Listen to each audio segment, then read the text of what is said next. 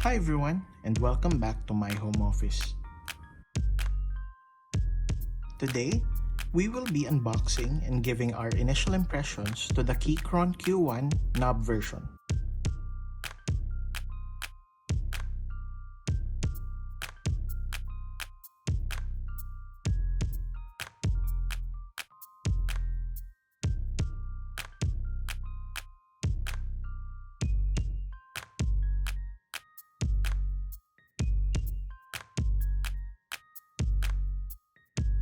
We can see that it comes with documentation,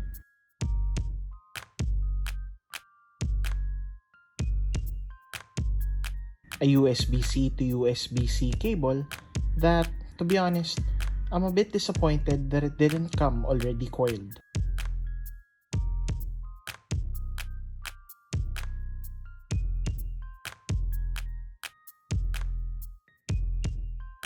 However, they did include a USB-C to USB-A adapter, which is nice.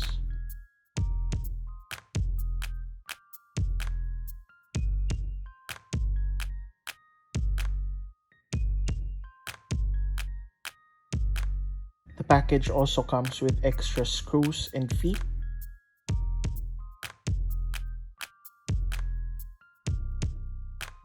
spare keycaps for Windows compatibility because the Mac keycaps are pre-installed,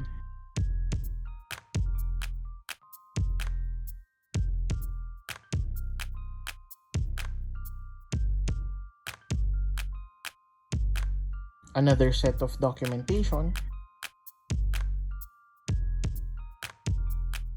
and tools. I found this very useful because it included an Allen key, a screwdriver,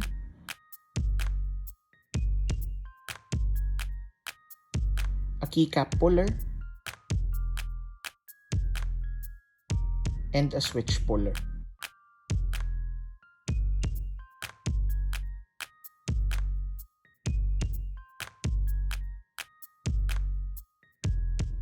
The keyboard itself is built like an absolute tank, while still looking very aesthetic.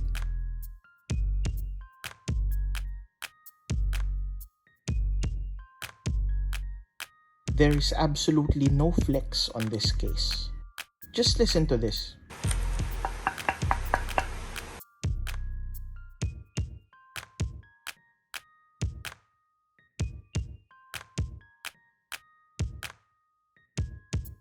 The model I got comes with Keychron red switches, which are already hot swappable.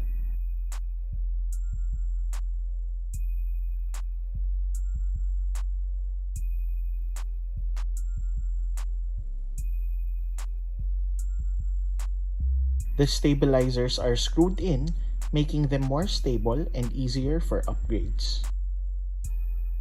We also have the reset button underneath the spacebar. In my opinion, the version 2s have nice colorways. I like the accent of the red escape key as well. A very beautiful design indeed.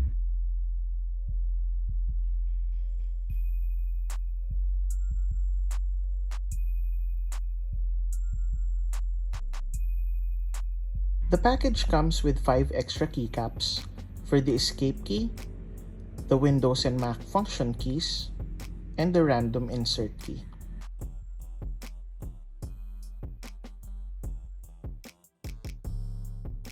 The switch for Mac and Windows is right beside the USB-C port.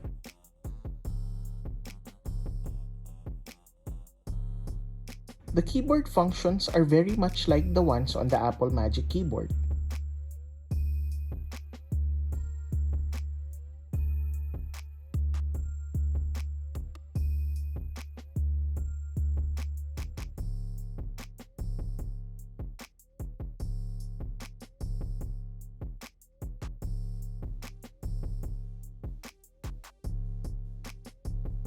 On the right side, we see this nice knob which by default controls the volume, and clicking it toggles the mute.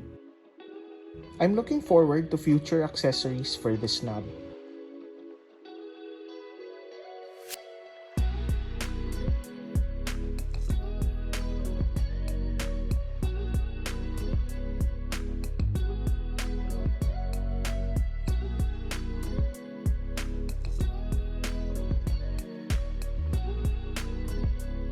Looking at their website, we can also see how we can program the knob itself.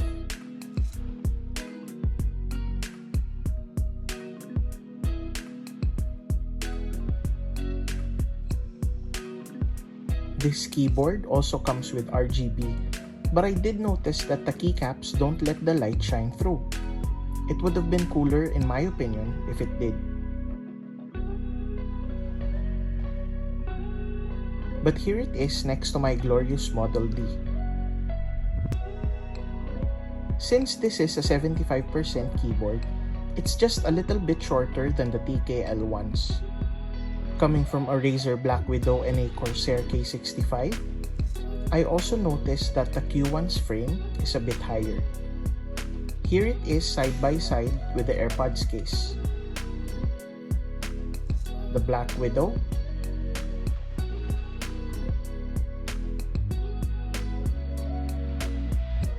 and the K65.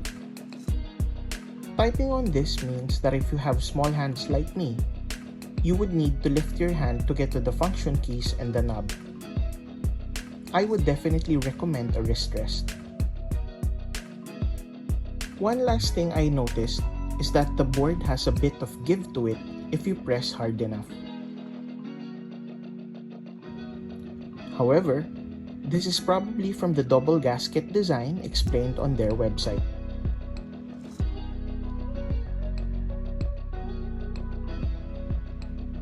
Now for a little sound test.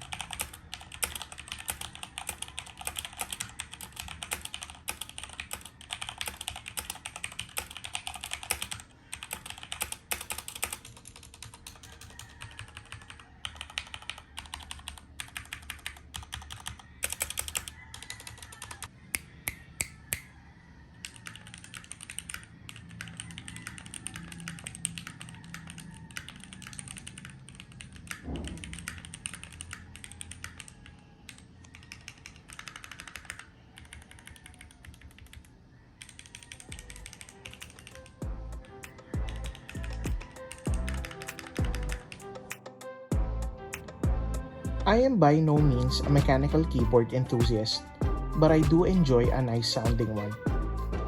I am very happy with this purchase, and I think that I will be using this for many years to come. How about you? What keyboard do you have? Let me know in the comments, and as always, I'll see you back in my home office.